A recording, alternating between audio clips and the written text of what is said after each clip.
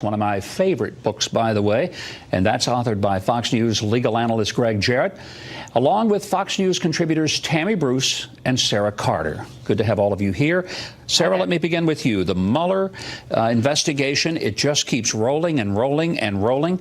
The president says he's got all those answers done, and it was not hard at all. Well, and the president also made it very clear, and according to sources that I've spoken with, has made it clear for quite a long time, there's nothing there. They can investigate all they want, but there is absolutely no collusion with Russia. I'm willing to talk about this openly, and he has, and now he's answered these questions. And as far as obstruction and any kind of charges of obstruction, we know that's now been pushed aside by Mueller. You can't charge the president with obstructing justice for firing Comey, one, because Rod Rosenstein himself authored the memo to have him fired, and two, under Article 2 of the Constitution, the president can fire anybody he wants. So at that point in time, I think this is what we're looking at, is Mueller's going to wrap up this probe. We're going to see this wrap up. We're going to see some people possibly come under indictment, maybe Jerome Corsi, maybe Roger Stone, and then we can all move on. And we're probably going to move on to the Democrats now, spending the next 2 years investigating more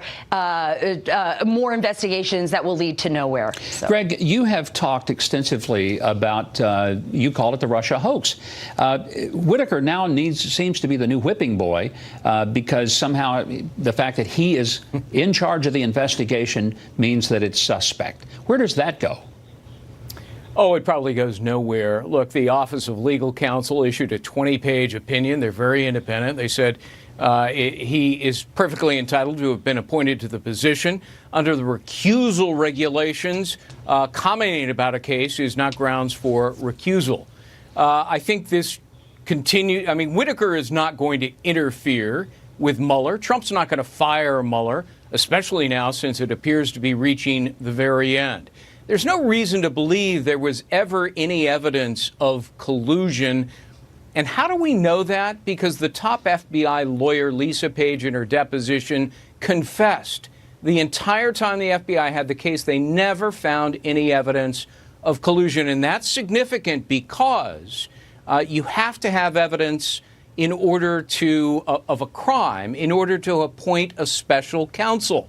So that means the appointment of Robert Mueller was illegitimate. They never had any evidence.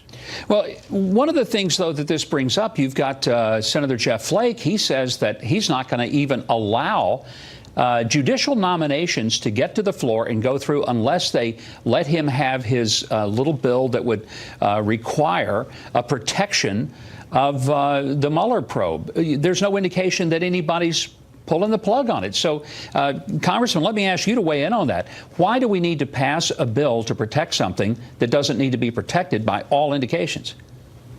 No, we don't. Fundamentally, we don't. First of all, I think what they're proposing is highly unconstitutional. You cannot tie the hands of a president who is empowered by the Constitution. You can't say, Mr. President, you can't fire this particular person. So, A, it's unconstitutional. B, there's no evidence that Donald Trump is actually going to fire this person or dismiss this person. He's been open. He's been transparent. He's been answering their questions. He's about to submit those questions that he got.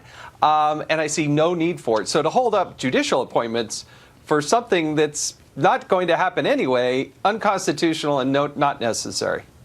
And Tammy, if nothing is found by Mueller, how in the world does Congress go anywhere with this? What is it they're going to investigate? If Mueller comes up in a dry hole, no matter how deep he's drilled, what do they investigate and why?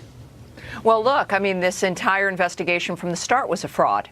All right. It developed out of their own minds, perhaps from their own actions, of course. You always have one of the leftist tactics is to accuse your opposition of what it is you're doing.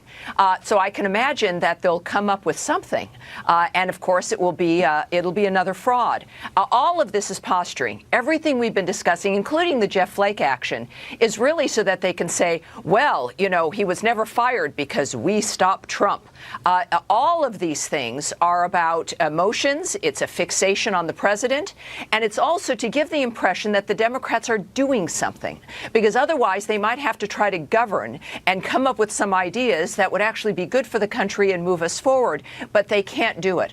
So this is, I think, what is important here is that also the fact that the president has even had to write answers to questions that generated, as Greg noted, from an investigation that was illegitimate from the start, that was meant to be exclusively political. And, you know, that report, Governor, will go to Congress, to the House, which then they will say, or at least try to say, that this is the basis for impeachment, because they'll read into it whatever they want to. This is where the president's communication team is key. I'm sad that your daughter is going to be leaving the administration at the end of the year. But I don't know that she is. I'll have to ask her about that. She's not told me. So, the intimation is earlier in this year that she was. I hope that that's incorrect. But the bottom line is, they're going to have a job to do to push back aggressively, which is not usually the Republican skill of standing up for themselves, but going further and, in fact, pushing back on this entire fraud that has been perpetrated on the American people to the tune of millions of dollars and to the distraction of a man who's trying to save this country. I want to go back to Congressman Chaffetz, because one of the reports is that we've had indication that Adam Schiff, one of your former colleagues in the Congress, has briefed some of the high-dollar donors in the Democrat Party about the investigations. Is that ethical? Is it appropriate? And if so, what would he have told them?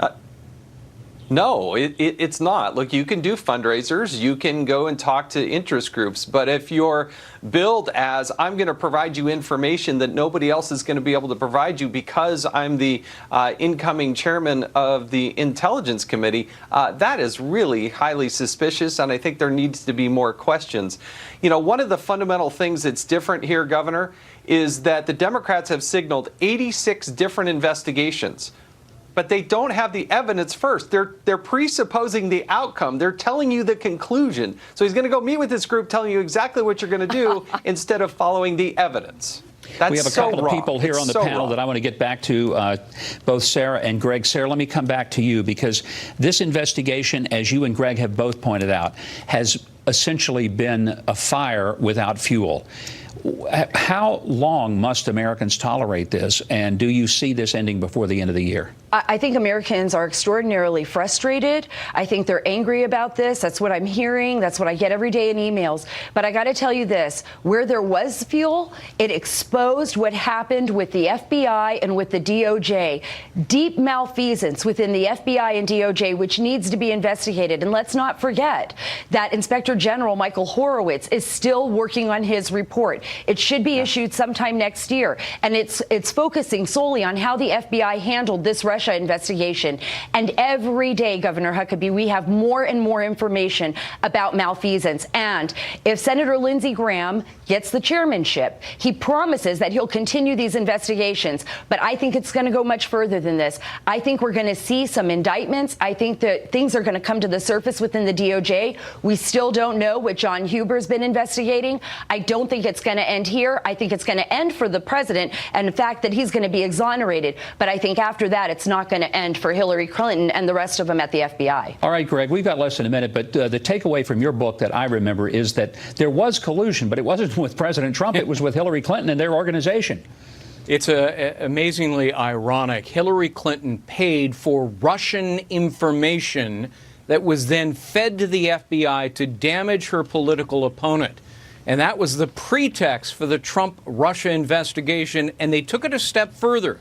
They used that phony dossier they knew was fabricated from an unreliable, lying source, and they deceived the FISA court judges, concealing evidence and essentially perpetrating a fraud on the court. That needs to be investigated. Well, hopefully it will be, and I want to say thanks to all of you for being here and sharing perspective.